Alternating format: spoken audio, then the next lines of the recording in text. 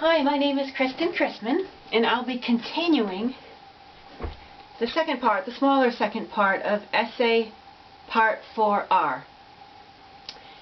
The nature of a U.S.-led rules-based order, in which I counter false bias number 18.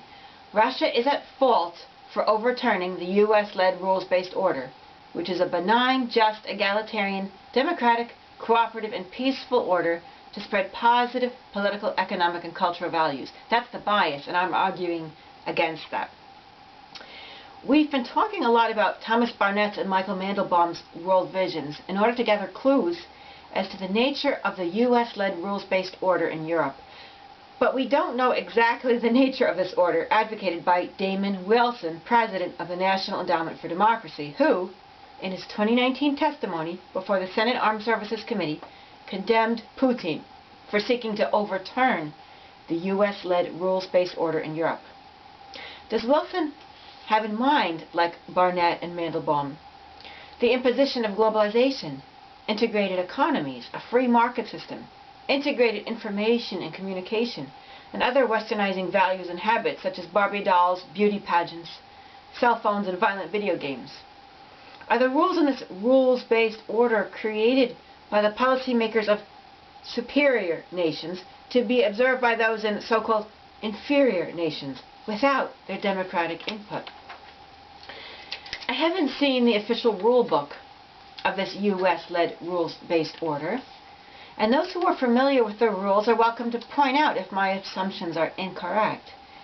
However, another way to make educated guesses about the nature of this order is through an examination of the typical characteristics of U.S. foreign policy, past and present.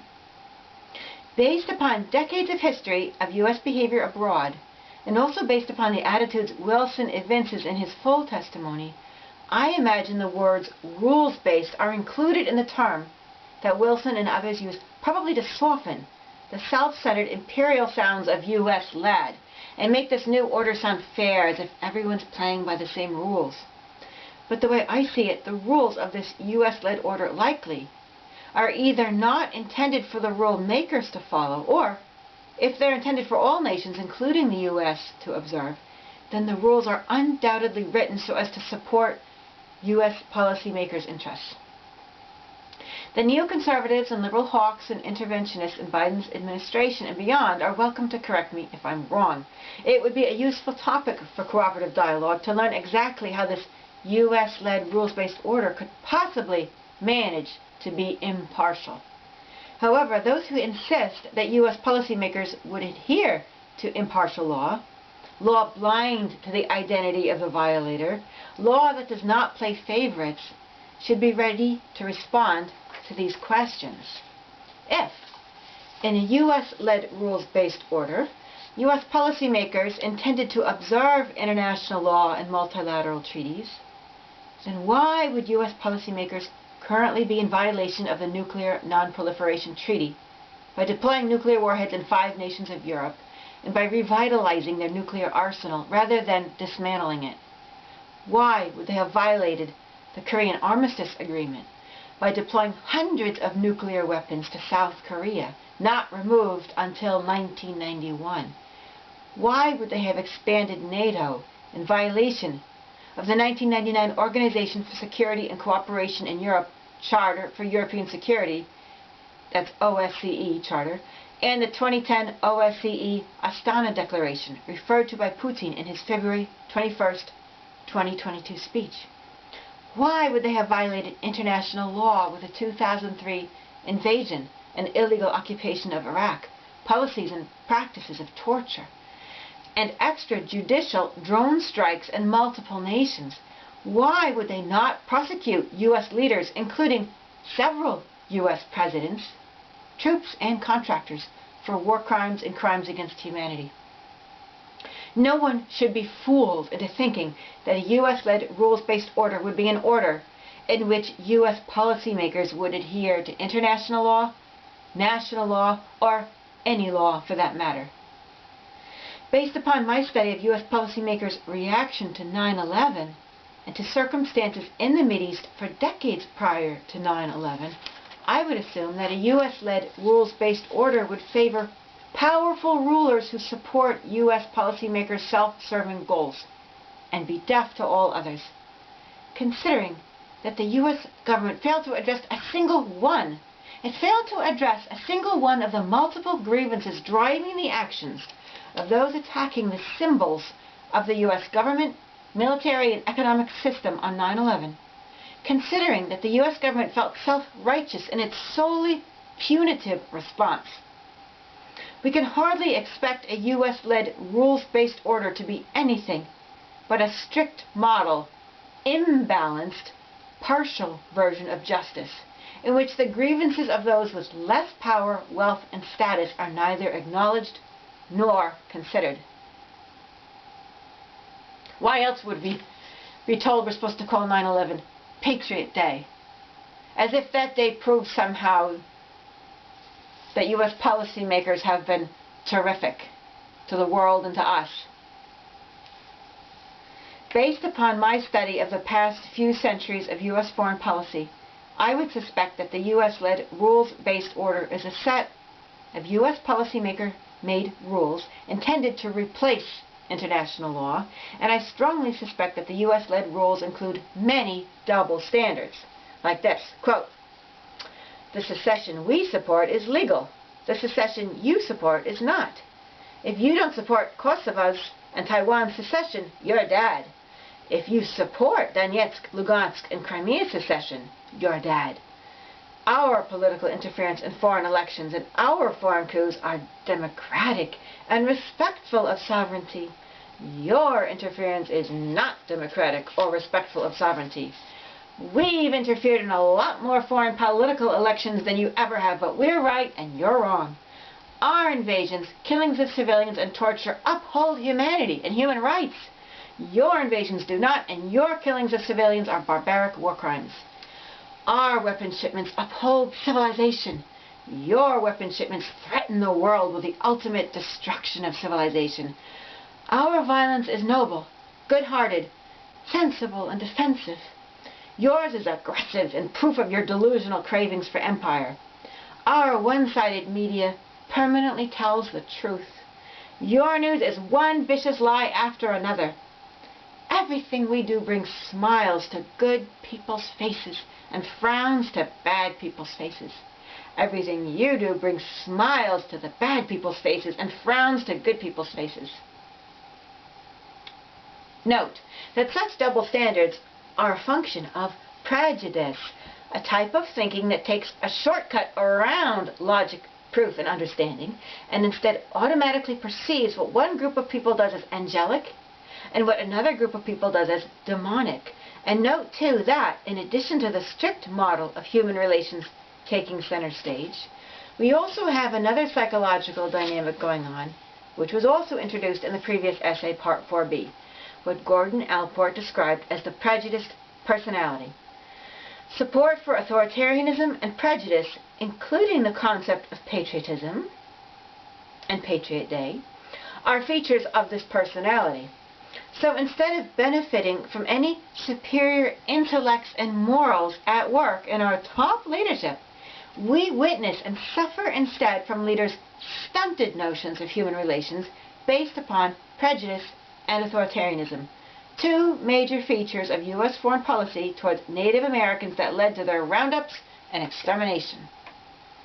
Based on U.S. and NATO's behavior in arming Ukraine, in the U.S.-led rules-based order, NATO, which seems to obey U.S. policymakers more than anyone else, is presumably elevated as the military fist of this order to enforce the rules.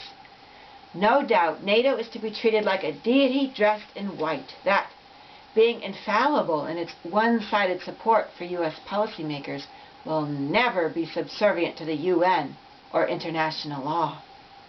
As discussed in the previous essay, Part 4Q, it's absolutely inaccurate to claim that NATO is a force that supports democracy. Yet NATO, a highly unilateral, one-sided organization serving the U.S. government and protecting its pipeline dreams, is inappropriately portrayed as the good guy, who has every right to send weapons and wage war, for his purposes are always good and his intelligence supreme. Based on my understanding of U.S. foreign policy, I would wager that other examples of this U.S.-led rules-based order include the conditions set by the World Bank and International Monetary Fund that must be met by poor nations seeking a loan. Sell publicly owned utilities and companies. End government support for the poor's access to food.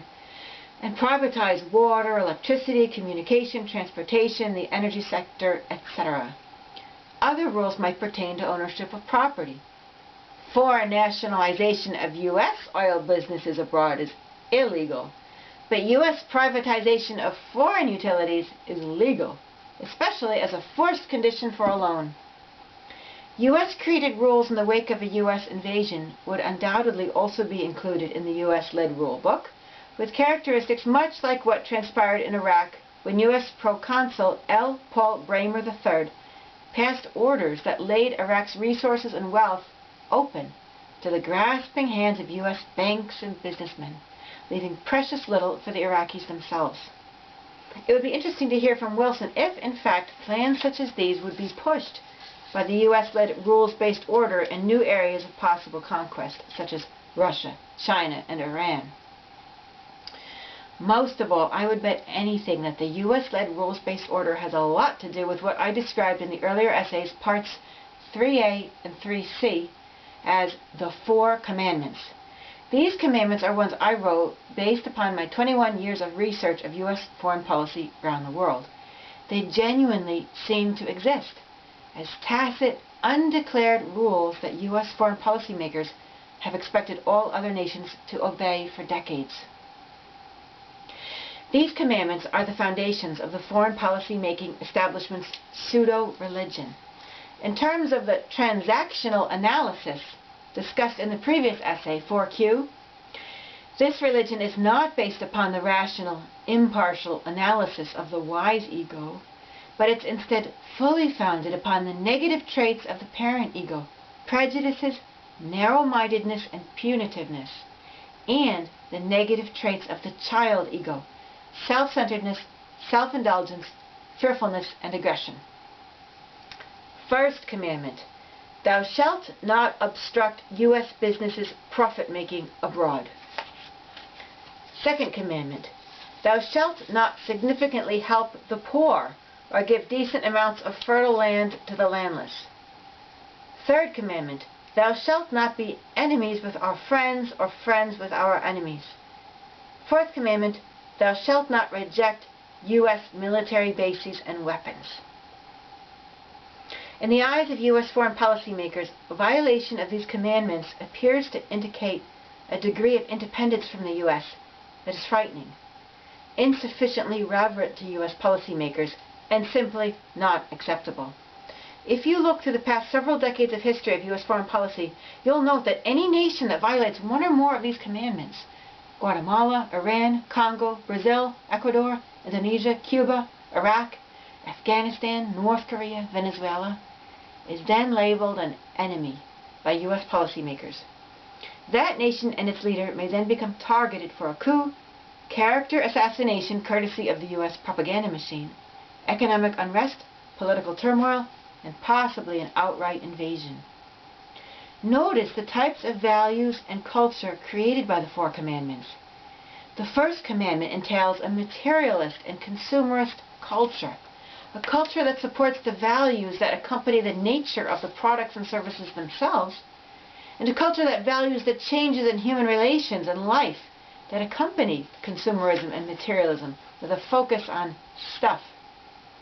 It's a culture that encourages people to seek profit at the expense of others, and to value profit as a measure of their own value and the value of their lives and relationships.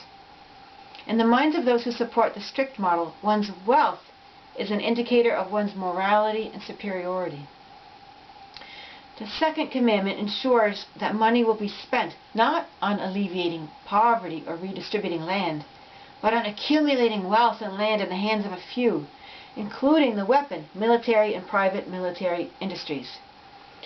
It supports a culture with hierarchy and without compassion. In the eyes of those who support the strict model, the poor are poor because they're less moral than the wealthy. Therefore, helping the poor would be immoral. Wealth is an indicator of superior morality, and therefore the wealthy should be rewarded with greater wealth.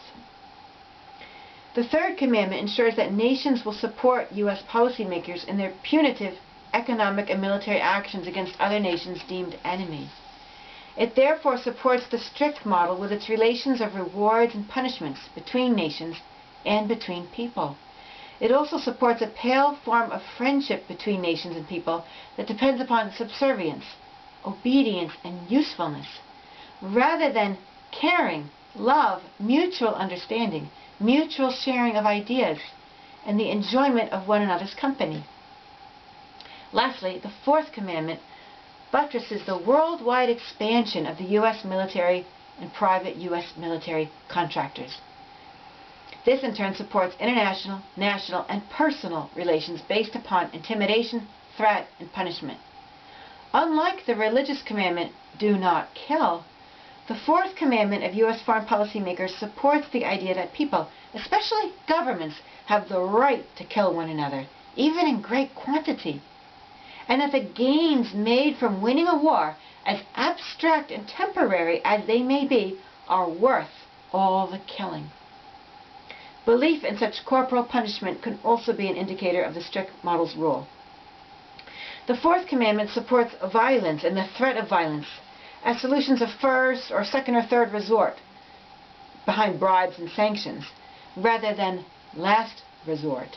It diminishes the power and status of those who fervently believe, understand, and excel in cooperative dialogue, integrative negotiation, and nonviolent conflict resolution. It encourages the military domination of U.S. policymakers over the entire world, including over Americans. It also encourages the lopsided growth of one kind of career for Americans, military careers. I suppose that's why Navy and Army career centers have sprung up in our neighborhood malls, and kids are encouraged to play video games of killing that develop their skills in drone warfare, and that stunt their ability to empathize with the targets of their weapons. Russia, you'll note, violates just about all, if not all, of these preposterous four commandments. So, when this simplistic formula of the four commandments is applied to evaluating foreign nations, U.S. policymakers doing the moronic math determine that Russia is an enemy, a bad guy. In fact, while U.S. policymakers accuse Putin and Russia of violating the post-Cold War settlement, of threatening civilization, democracy, freedom, and humanity, I believe that U.S. policymakers are actually angry about Russia's violations of the four commandments, which I believe are probably the primary components of the U.S.-led rules-based order that enables U.S. policymakers to impose their covertly and overtly authoritarian rule upon the world. If policymakers disagree with my theories as to what the U.S.-led rules-based order would entail, namely, an order in which U.S. policymakers are above the law, or create law that favors themselves, an order that favors powerful U.S. deal-making rulers and scorns and punishes all others for their grievances, and an order with double standards, NATO as the military fist, conditions of privatization, exploitation, and poverty imposed by the World Bank and IMF, and imposition of the four commandments, they're welcome to come forward in cooperative dialogue and prove that it's not true. It's always important to hear other points of view, and it's critically important not to simply condemn people and summarize their views for them, but to allow people to clarify their own goals and actions, defend their reasoning, and correct our interpretations of them. Just as U.S. policymakers should demonstrate this attitude towards their so-called enemies ranging from Putin to members of Al-Qaeda, we should have this attitude towards U.S. policymakers and people like Damon Wilson, Mandelbaum, Barnett. Do they feel that my predictions and interpretations of their behaviors and goals are far too cynical? Am I somehow twisting their goals and actions? What would they like me and others to better understand about them and their ideas? What makes these U.S. policymakers so dangerous is that they think they're forces of goodness. Many U.S. policymakers, ranging from neoconservative to liberal hawk and interventionist, honestly believe they're the good guys. Barnett believes his wars for globalization will create peace. Mandelbaum believes his imposed economic systems and accompanying free market values will create peace. Pienack believes the military is necessary for the world's happiness.